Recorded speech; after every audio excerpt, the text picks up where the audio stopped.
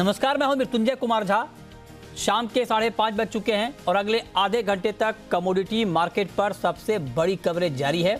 हम आपको बताएंगे कि आज बाजार में क्या खास है और आपके लिए कहां पर कमाई के मौके बनेंगे। हमारे साथ मेहमानों का एक बड़ा पैनल इस वक्त जुड़ रहा है। हमारे साथ हैं आर.एस. शर्मा साहब, जो कि पूर्व चेयरमैन हैं ONGC के। हमारे साथ R.S. पांडे हैं, पूर्व पेट्रोलियम सेक्रेटरी। तपन पटेल हैं, अनुज गुप्ता हैं के। आप सभी का बहुत स्वागत है। और चर्चा की शुरुआत हम करने जा रहे हैं कच्चे तेल की बड़ी खबर के साथ। जी हां, क्रूड को लेकर कई खबरें हैं। तो सबसे पहले आपको बताते हैं कि 4 बड़ी खबर क्रूड को लेकर इस वक्त की क्या है और उन खबरों का मार्केट के ऊपर क्या इंपैक्ट होने वाला है। सबसे बड़ी खबर, ओपेक प्लस की मीटिंग आज होगी, जिसमें उत्पादन के मसले पर चर्चा होगी कि आगे उत्पादन कितना किया जाएगा। उसके ऊपर मार्केट की नज़र है, क्योंकि ओपेक पूरे ग्लोबल सप्लाई का 40% क्रूड की सप्लाई करता है। तो सबसे बड़ी खबर ओपेक प्लस की मीटिंग। दूसरी बड़ी खबर यह कि रूस ने भारत को बेहद सस्ते भाव पर क्रूड देने का ऑफर किया है। $35 का डिस्काउंट देने का ऑफर दिया है रूस ने भारत को, और वो भी युद्ध से पहले वाले भाव पर, मतलब $100 से कम के भाव पर भी $35 डिस्काउंट के साथ रूस ने भारत को ऑफर किया है। दूसरी बड़ी खबर। तीसरी महत्वपूर्ण बात यह है कि अमेरिका ने यह कहा है कि वो अपने स्ट्रेटेजिक रिजर्व से कच्चे तेल की सप्लाई बढ़ाएगा। और चौथी महत्वपूर्ण बात कच्चे तेल को लेकर के यह है कि चीन में कोरोना के मामले बढ़ गए हैं, जिससे डिमांड घटने की आशंका बढ़ गई है। तो ये 4 बड़ी खबर कच्चे तेल को लेकर, जिसका इम्पैक्ट अभी भी मार्केट पर दिख रहा है और आगे भी दिखने की संभावना रहेगी। तो मेरा सबसे पहला सवाल R.S. पांडे साहब आपसे होगा सर, कि आप जरा बताइए। मैं पहले रूस की खबर पर आपसे बात करना चाह रहा हूं, क्योंकि बहुत हैवी डिस्काउंट ऑफर किया है इंडिया को। आप तो सर सेक्रेटरी रहे हैं, पेट्रोलियम सेक्रेटरी। आप जरा बताइए कि इतने भारी डिस्काउंट ऑफर के बाद कितनी गुंजाइश है कि हम रूस से ज्यादा इंपोर्ट कर पाएं क्रूड का? ये तो हमारी कंपनियों के लिए अच्छी खबर है। ये $35 यदि प्री वार प्राइस पर मिलता है तो ये तो करीब करीब $45 का डिस्काउंट हो गया। लेकिन इसमें फ्रेट शामिल है और बाकी कॉस्ट अकाउंट करते हैं कि नहीं, इंश्योरेंस वगैरह का, ये किसके कॉस्ट पर आएगा ये अभी क्लियर नहीं है। और कितना क्वांटिटी मिलेगा, क्योंकि अभी रूस से बहुत कम इंपोर्ट होता है अभी पिछले साल तक, तो कितना क्वांटिटी मिलेगा और जो क्वालिटी मिलेगा वो कितना हमारी कंपनियां इस्तेमाल कर सकती हैं, क्योंकि रूस का जो क्रूड के स्पेसिफिकेशंस हैं वो पूरा इस्तेमाल नहीं हो पाता। तो अभी अनसर्टेनिटी इस पर बनी हुई है, लेकिन इस डिस्काउंट का तो कंपनियों के फाइनेंसेस पर काफी पॉजिटिव असर पड़ेगा। और बाकी भी जो संकेत हैं कि क्रूड के दाम और कम हो सकते हैं। बाकी जो 2-3 बातें आपने कही, तो कितना किस कंपनी को मिलता है ये अभी अनसर्टेन है। और इसमें कॉस्ट इम्प्लीकेशंस और क्या हैं अपार्ट फ्रॉम क्रूड प्राइस, इसके इम्प्लीकेशंस क्या हैं, कितनी क्वांटिटी मिलती है, इसके इम्प्लीकेशंस क्या हैं। लेकिन पॉजिटिव असर तो काफी अच्छा पड़ेगा, ये सही बात है जी। अच्छा, तो आप करें कि पॉजिटिव असर तो पड़ेगा, बाकी चीज़ें अभी वर्कआउट होनी बाकी हैं। लेकिन शर्मा जी, आप तो बहुत बड़ी तेल कंपनी के चेयरमैन रहे हैं ONGC के। आप जरा बताइए सर कि कितना फिजिबल है, क्योंकि अभी जो आंकड़े हैं उसके मुताबिक भारत ने पिछले साल सिर्फ 2% क्रूड का इंपोर्ट रूस से किया है, और भारत का ज़्यादातर इंपोर्ट जो है वो खाड़ी देशों से होता है, गल्फ कंट्रीज से होता है। आज चूंकि रूस के विदेश मंत्री भी भारत आ रहे हैं, तो आप जरा बताइए कि इस ऑफर की ग्राउंड रियलिटी क्या है? मृत्युंजय, एक तो अभी मैं पांडे साहब ने जो बताया बहुत अच्छा है। मैं सोचता था पांडे साहब के होते हुए मुझे बुलाने की जरूरत ही नहीं थी। वो तो बहुत ज्ञानी है इस मामले में, उन्होंने ठीक बताया। एक चीज जो एंगल जो इसमें एक्सचेंज रेट का एंगल है, ये मैं बताना चाहूंगा कि एक बात जो है मिड-90s की भी खबर है कि जब कुछ यूएस पे रशिया पे सैंक्शंस हुए थे तो डॉलर में पेमेंट करना वहाँ मुश्किल हो गया था। और कोई रशियन कंपनी ने जो हमारे ONGC के लिए कोई कॉन्ट्रैक्ट बड़ा किया था, उसकी पेमेंट रुपीज में करने की बात आई थी, एक्सचेंज रेट पे आके बात अटक गई थी। यहाँ पे भी $35 का डिस्काउंट तो दिया है, बट ये है कि जो एक्सचेंज रेट क्या होगा उसका। अच्छा, ये एक्सचेंज रेट वाली बात है, और कितना जो है वहाँ से आयात हो पाएगा वो दूसरी बात है। दोनों ही चीजें काफी वो क्रिटिकल। और उसके बाद में इंश्योरेंस और शिपिंग, क्योंकि इंश्योरेंस शिपिंग मिल नहीं रही है। कॉस्ट बेशक वो रशिया कहता है कि हम बियर कर लेंगे, पर मुद्दा ये है कि अगर शिपिंग कंपनीज वहाँ से तेल उठाने को तैयार नहीं है और इंश्योरेंस कंपनी इंश्योरेंस कवर देने को तैयार नहीं है, तो कैसे हो पाएगा? हाँ, तो इसमें चैलेंजेस ये है। अच्छा, कितना हो पाएगा, हाँ, ये मेरे हिसाब से काफी बड़ा चैलेंज। अच्छा, ये जो सर आपने बताया एक्सचेंज रेट वाला बात और इंश्योरेंस वाला बात, ये बहुत महत्वपूर्ण है। इसको जरा थोड़ा और मैं समझना चाहता हूँ आपसे कि चूंकि एक्सचेंज रेट का मसला बहुत बड़ा मसला है, तो आपके हिसाब से मान लीजिए कि रूस ये ऑफर तो दे रहा है, लेकिन रूस अगर ये फोर्स करे कि नहीं रूबल होगा एक्सचेंज का रेट, तब इंडिया के लिए वायबल होगा क्या इंपोर्ट करना?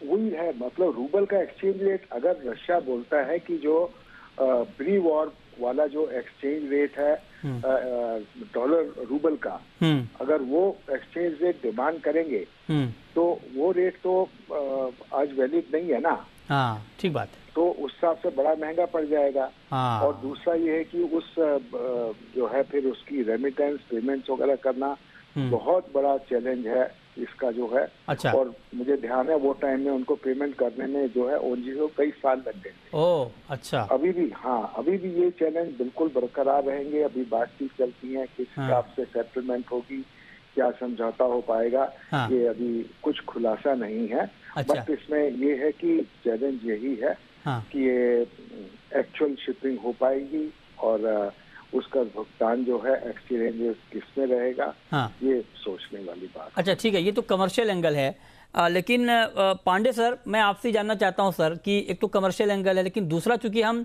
रेगुलर इंपोर्ट जो करते हैं वो गल्फ कंट्रीज से करते हैं, हमारा जो इंपोर्ट होता है ज़्यादातर, और दूसरी तरफ अमेरिका की भी नज़र है। अमेरिका चाहता नहीं कि कोई देश रूस से ऑयल खरीदे सीधे, तो एक जो डिप्लोमेटिक प्रेशर है क्या वो भी हमारे ऊपर रहेगा कि इंपोर्ट हम ना कर पाए रूस से? उस मोर्चे पर क्या दिक्कत आ सकती है? देखिए, डिप्लोमेटिक ये बहुत खुश तो नजर नहीं आते हैं लोग, लेकिन अमेरिकन स्पोक्स पर्सन का स्टेटमेंट तो अभी कुछ दिनों पहले देखने को मिला था कि ये सैंक्शन को वायलेट नहीं करता। अच्छा। तो जब सैंक्शन को वायलेट नहीं करता तो हर कंट्री अपना सेल्फ इंटरेस्ट देखती है। बिल्कुल ठीक बात। और अगर रसिया से टोटल एक्सपोर्ट अगर किसी भी कारण से बंद हो जाए तब तो तेल की कीमतों में हाहाकार हो जाएगा।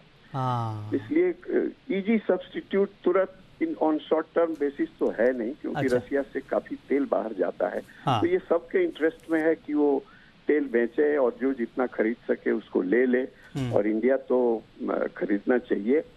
और लोग बुरा मानेंगे, मान सकते हैं, लेकिन कोई सैंक्शंस तो है नहीं ईरान की तरह, पहली वाली बात तो है नहीं। अच्छा, ये आपने एक बहुत अच्छी बात बताई कि कोई उस तरह का प्रतिबंध नहीं है और हर देश अपना हित देखता है, हित चाहता है, और अगर ऐसे में सस्ता तेल मिलेगा तो जाहिर तौर पर हम खरीद सकते हैं। उसमें बेशक कोई नाराज हो जाए, लेकिन उससे कोई कानूनी अड़चन या यूँ कहें कि डिप्लोमेटिक अड़चन आने वाली नहीं है। ये बात तो तस्वीर साफ हुई। लेकिन अब शर्मा जी, एक बात सर मैं आपसे पूछना चाह रहा हूँ कि अभी जो बयान आया है उसमें यह कहा गया है कि जो वार से पहले का प्राइस है उस पर $35 का डिस्काउंट दिया जाएगा। हालांकि एग्जैक्ट प्राइस आना अभी बाकी है, लेकिन फिर भी अगर हम एक अनुमान लगा लें तो मतलब $100 से कम का प्राइस था वार से पहले, 90 और 100 के बीच में।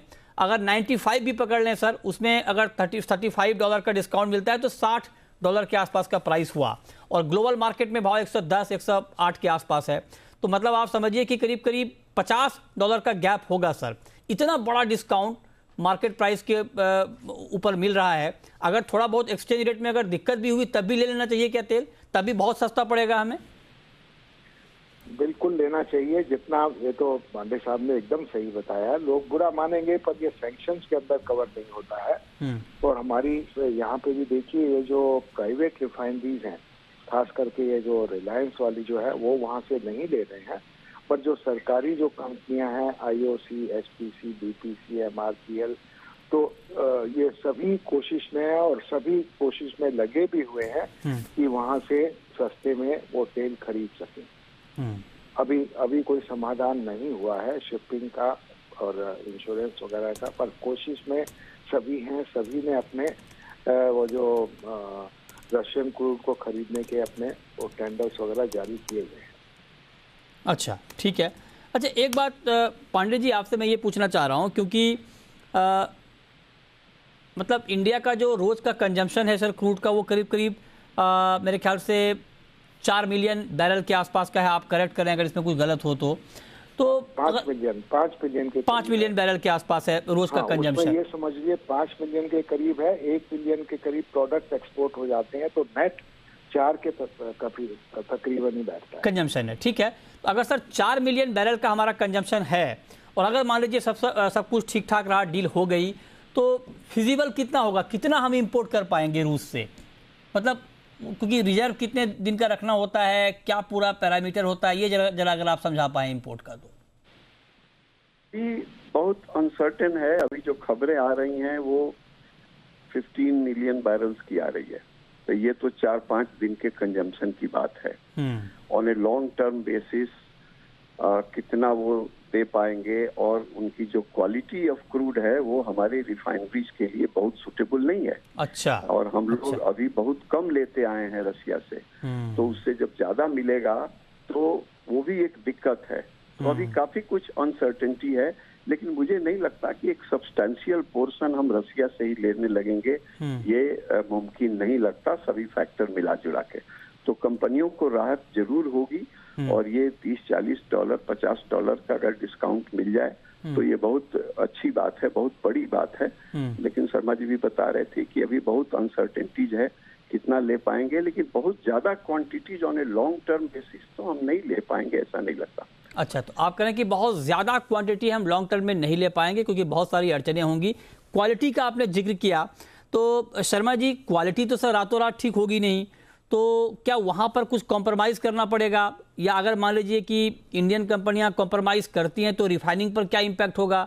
मतलब उस लिहाज से आप क्या देखते हैं इस पूरे मामले को, कैसे देखते हैं? देखिए, वहां से जो ओएनजीसी का जो अपना प्रोडक्शन है साखलिन वाला, उसको सुकोल बोलते हैं। वो ऑयल तो अभी पिछले हफ्ते ही जो है वहां से कुछ क्रूड खरीदा गया है। ये हमारी रिफाइनरी HPCL BPCL इन्होंने खरीदा है। दूसरा उराल क्रूड है, वो इंपोर्ट होता है। प्रोसेस सब हो जाता है, पर उसका ये है कि उसके GRM कम निकलते हैं, मतलब रिफाइंड मार्जिन उनमें कम निकलता है। अच्छा। बट हमारी जो रिफाइनरी जो है सभी कैपेबल हैं सभी किस्म के क्रूड को प्रोसेस कर पाने में, तो वो चैलेंज बहुत ज्यादा दिक्कत की बात नहीं है। अब एक्सचेंज रेट जो पेमेंट होगी, पेमेंट डॉलर में तो होगी नहीं, तो पेमेंट या रुपीज में होगी या रूबल में होगी, तो वो कन्वर्जन रेट किस हिसाब से बनेगा? रशिया बोलता है कि जो उस टाइम का जो एक्सचेंज रेट रूबल डॉलर का था उसके हिसाब से पे किया जाए, तो बड़ी मुश्किल बात हो जाएगी, क्योंकि अभी तो वो रेट वैलिड है नहीं। तो ये मैं यही कहूंगा कि डिप्लोमेटिक लेवल पे इस बारे में चर्चा मेरे हिसाब से चल रही है, और वहीं पे कुछ फैसला होगा। ठीक है, जब भी ये सरकारी कंपनियां ये तय कर पाएंगी। पर ये निश्चित है कि डेफिनेटली इंपोर्ट होने वाला है। अच्छा, ठीक है, ये बात तो साफ हो गई। आप कह रहे हैं कि इंपोर्ट तो होगा, बेशक क्वांटिटी कुछ भी हो। अब आखिरी सवाल पांडे जी आपसे मैं ये पूछना चाह रहा हूँ सर, ये तो एक अलग खबर है। दूसरी खबर यह है कि अमेरिका अपने रिजर्व से कच्चे तेल की सप्लाई बढ़ाएगा। आज ओपेक प्लस की मीटिंग भी है। चाइना में कोरोना के मामले बढ़ रहे हैं, डिमांड घटने की आशंका बढ़ गई है, लॉकडाउन लग रहे हैं, दाम कम हो गए हैं सर कच्चे तेल के। आपको लगता है कि ये तमाम जो खबरें अभी हैं क्रूड को लेकर, ये मार्केट को और नीचे धकेलेगा, क्रूड के दाम और नीचे आएंगे?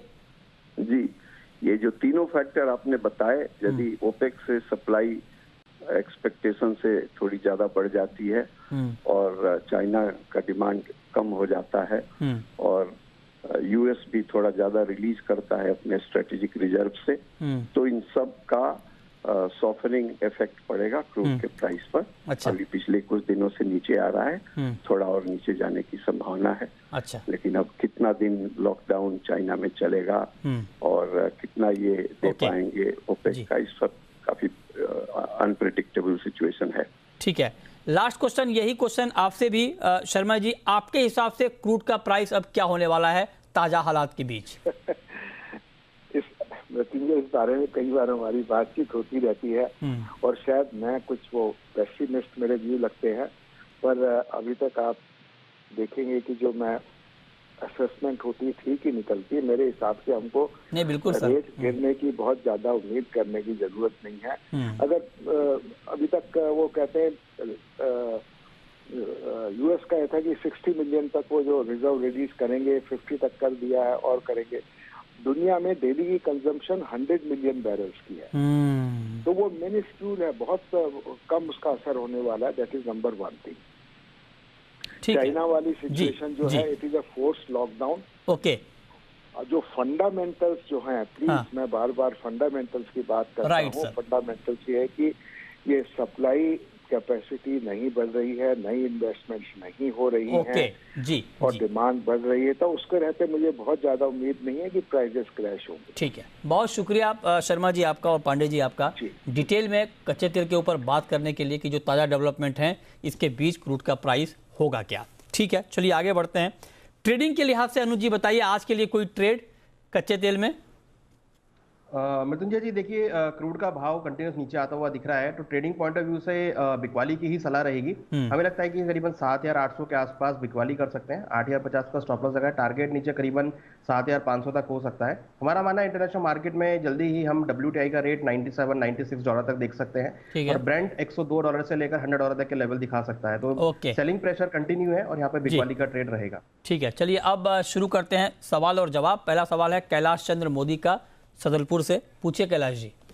सर ये रशिया अपने को क्रूड डिस्काउंट पे दे रहा है, तो इसका इम्पैक्ट क्या पड़ेगा? शॉर्ट साइज में पड़ेगा या लॉन्ग साइड में? नहीं, इसका इम्पैक्ट तो जाहिर तौर पर जब सस्ते में दे रहा है तो सस्ता होगा भाव। अभी इसके ऊपर हमने लंबी चर्चा की है और सारे एक्सपर्ट कह रहे थे कि इंपोर्ट होता है और बाकी हालात भी अभी कच्चे तेल में कुछ गिरावट के हैं, तो गिरावट अभी दिख भी रही है और अब डिपेंड करता है कि आगे क्या डिसीजन होता है ओपेक प्लस का, चाइना में मामले आगे क्या होते हैं, तो उन तमाम खबरों पर मार्केट की नजर रहेगी। लेकिन फिलहाल कच्चे तेल में गिरावट की ही खबर है। चलिए तपन जी, बुलियन मार्केट पर आपका व्यू सर, गोल्ड और सिल्वर में क्या किया जाए? जी, आज के दिन के लिए अगर देखें तो प्राइस 2 दिन से काफी रेंज बाउंड है और डाउन साइड जो है लिमिट रखी हुई है, क्योंकि जो ग्लोबल मार्केट अनसर्टेनिटीज है उसके कारण रिस्क प्रीमियम अभी भी एडेड है। जो 51,200 का जो सपोर्ट लेवल है वहां से वापस से प्राइसेस ऊपर आ रहे हैं। मुझे लग रहा है बाय ऑन डिप्स कंटिन्यू रखना चाहिए फिलहाल के लिए। कल यूएस का डेटा भी आएगा नॉन फार्म ब्यूरो का, उसके ऊपर भी ध्यान रखेगा। लेकिन 51,570 के लेवल से गोल्ड में बाय कर सकते हैं। 51,900 का टारगेट रहेगा। स्टॉप लॉस जो 51,400 का रख के शॉर्ट टर्म के लिए मुझे लग रहा है कि बाय करना चाहिए। सेम चीज सिल्वर में भी मुझे लग रहा है 66,900 के लेवल से बाय करना चाहिए। ऊपर में 67,700 का टारगेट। स्टॉप लॉस जो है मुझे लग रहा है कि 66,500 का रख के सिल्वर में भी बाय करना चाहिए। ठीक है, नेक्स्ट कॉलर आशीष हैं कोलकाता से, पूछिए Ashish. Good evening sir. Good evening, पूछिए। आपका प्रोग्राम सर रोज देखता हूँ, बहुत अच्छा लगता है सर। अरे बहुत बहुत शुक्रिया आपका, बहुत बहुत शुक्रिया सर। मेरा सवाल दो सवाल है सर। मेरा एक सवाल है सोयाबीन और सोया तेल पर कि उसके आगे क्या पोजीशन रहेगा, और सर मैं अभी सोना या चांदी खरीदूं तो कौन सा खरीदने से सर फायदा होगा? तो बताइए अनुज जी, पहले तो आप सोयाबीन और सोया तेल पर बताइए कि आज तो खबर भी आई है कि स्टॉक लिमिट की समय सीमा बढ़ी है 6 महीने, जून से बढ़ाकर दिसंबर किया गया है। क्या लगता है प्राइस आपको? देखिए, प्राइस हमने थोड़ी यहाँ पे गिरावट आते हुए देखी है और जिस तरीके से अराइवल सरसों के बड़े हैं और इंटरनेशनल मार्केट में भी थोड़ी सी नरमी देखने को मिली है, तो हमें लगता है कि शॉर्ट टर्म में भावों में कुछ ही नरमी यहाँ पर देखने को मिलेगी। हालांकि लॉन्ग टर्म यहाँ पे तेजी रहेगी, मगर फिलहाल शॉर्ट टर्म में हमें लगता है कि सोयाबीन और सरसों के और रिफाइंड के भावों में नरमी का ट्रेंड आपको यहाँ पे देखने को मिल सकता है। ठीक है, ठीक है, तो ये राय आपकी है एडिबल ऑयल के ऊपर। दूसरा सवाल था आपका गोल्ड और सिल्वर में से एक अगर ट्रेड लेना हो तो किस में लिया जाए? बताइए तपन जी, गोल्ड सिल्वर में एक को चुनना हो तो आज किसे चुना जाए? मुझे लग रहा है गोल्ड के साथ जाना चाहिए, क्योंकि ओवरऑल फंडामेंटल स्ट्रांग है फिलहाल अभी भी, तो गोल्ड में ही बाय कीजिए। जैसा होता है इंट्राडे के लिए 51,400 का स्टॉप लॉस रखे, टारगेट ऊपर में 51,900, और थोड़ा पोजिशनल व्यू का लेना हो तो 50,200 का स्टॉप लॉस रख के अपनी पोजिशन होल्ड कर सकते हैं। पहला टारगेट ऊपर में 53,800 का रहेगा, उसके ऊपर प्राइस चलते तो 56,000 के टारगेट आ सकते हैं, लेकिन वो थोड़ा पोजिशनल ट्रेड रहेगा। ठीक है, नेक्स्ट कॉलर प्रहलाद हैं चुरू राजस्थान से, पूछिए प्रहलाद जी। जी सर, नमस्कार जी। नमस्कार, पूछिए। हाँ सर, ये 2 महीने में गुआर का ऊपर कहाँ तक जा सकता है सर? और ये रूस को सर ये गम दे के तेल नहीं ले सकते क्या सर, जैसे ईरान को देते हैं वैसे? अरे बढ़िया बढ़िया सुझाव दिया है आपने, एकदम आपने अपने हिसाब से जुगाड़ लगा लिया है। चलिए खैर, ग्वार में बताइए अनुज जी क्या होने वाला है अभी? देखिए, ग्वार में पिछले 3-4 दिनों में अच्छी मोमेंटम देखी है और रेंज से बाहर निकलता हुआ दिखाई दिया है। हालांकि आज थोड़ा कंसोलिडेशन हुआ है, मगर हमें लगता है कि इसमें अपसाइड मोमेंटम कंटिन्यू रहेगा। आपको ऊपर में हमें लगता है कि 6500 से लेकर 6600 तक के लेवल ग्वार सीट में, और गम में करीबन 12800 से लेकर 13000 तक के लेवल देखने को मिल सकते हैं। तो ट्रेंड इसका पॉजिटिव ही है। हमें लगता है कि आपको बाय का ही ट्रेड यहाँ पे रखना चाहिए। ओके, तो आप कह रहे हैं बाइंग का ट्रेड रखना चाहिए। आपका एक सवाल ये था कि क्या रूस को गम दे के हम क्रूड नहीं ले सकते, तो ये बड़ा अच्छा दिमाग आपने लगाया। और वैसे अगर आप देखें तो रूस को गम ही दिया गया है, तभी वो सस्ता क्रूड दे रहा है। मतलब रूस अभी गम में है, पाबंदी लगा दी गई है अमेरिका की तरफ से, बाकी दिक्कतें आ रही है, तो तभी आप इतना बड़ा हैवी डिस्काउंट इंडिया को दे रहा है $35 का। तो बेशक आपका वाला गम ना हो, लेकिन वैसे गम है तभी ये सस्ता क्रूड ऑफर हो रहा है। चलिए अगला सवाल है गोपाल का, पूछिए गोपाल जी। नमस्कार मिथुन जी। नमस्कार, पूछिए। सर, मैंने 51,700 में गोल्ड की सेल किया है, तो मेरे को होल्ड करना चाहिए या मैं निकल जाऊं? 51,700 पर आपने सेल किया है। तपन जी बताइए, 51,700 के भाव पर इनका शॉर्ट है, सेल किया है, क्या सुझाव आपका, क्या करना चाहिए इनको? जी, आज के सेशन के लिए मुझे लग रहा है प्राइजेस थोड़ा फर्म ट्रेड रह सकते हैं। 51,900 का रेजिस्टेंस है, अगर होल्ड रखना चाहे तो 51,900 का स्टॉप लॉस रखे। अदरवाइज मेरी राय यही रहेगी कि थोड़ा भी डिक्लाइन मिलता है एक बार एग्जिट करके लॉन्ग में आ जाए, और 51,400 का स्टॉप लॉस रखे, क्योंकि इवनिंग सेशन में थोड़ा यहाँ से बढ़ता हुआ दिख रहा है। नेक्स्ट कॉलर जगमोहन है, पूछिए जगमोहन जी। जी सर, नमस्कार। नमस्कार, पूछिए। सर, मेंथा ऑयल पर सर सवाल है, मेंथा ऑयल में सर क्या फीचर है आगे का? मेंथा का फ्यूचर क्या है आगे, बताइए अनुज जी। सही, मेंथा का फ्यूचर तेजी में ही है, और हमने देखा है कि पिछले 1 महीने में काफी अच्छी तेजी यहाँ देखने को मिली है। हमें लगता है कि ऊपर में आपको इनिशियली 1150 से लेकर 1200 तक के लेवल देखे जा सकते हैं। इस काउंटर में हमने काफी दिनों के बाद मोमेंटम देखा है और वॉल्यूम्स भी बढ़े हैं, तो ट्रेंड इसका पॉजिटिव है। फंडामेंटल साइड जाए तो क्रॉप इस बार थोड़ी कम देखने को मिल रही है। हमें लगता है कि 1150 से लेकर 1200 तक के लेवल आपको यहाँ जल्दी ही देखने को मिलेंगे। ओके, ठीक है। नेक्स्ट कॉलर रामपुर से आ रहे हैं, पूछिए। हेलो सर जी, मैं मोहम्मद फरहान बोल रहा हूँ रामपुर से। मेरा सवाल मेंथा ऑयल और कितना बढ़ेगा और इसका फ्यूचर क्या है इस साल का? अच्छा, अभी हमने इनफैक्ट मेंथा पे ही बात की है, लेकिन फिर भी बताइए अनुज जी एक बार और। हमें लगता है कि 1150 से लेकर 1200 तक के लेवल देखने को मिल सकते हैं। 1100 को हम टारगेट कर रहे थे, जो कि ऑलमोस्ट इसने आज हिट किया है। तो नेक्स्ट टारगेट जो हमारा 1150 से लेकर 1200 का रहेगा। हमें लगता है कि आप मेंथा को यहाँ पे होल्ड कर सकते हैं। इसमें फंडामेंटल साइड भी और टेक्निकल पॉइंट ऑफ व्यू से दोनों ही सपोर्टिव हैं अभी। ठीक है, बहुत शुक्रिया अनुज जी आपका, और तपन जी आपका जुड़ने के लिए, बताने के लिए आज कहाँ पर कमाई के मौके बनेंगे।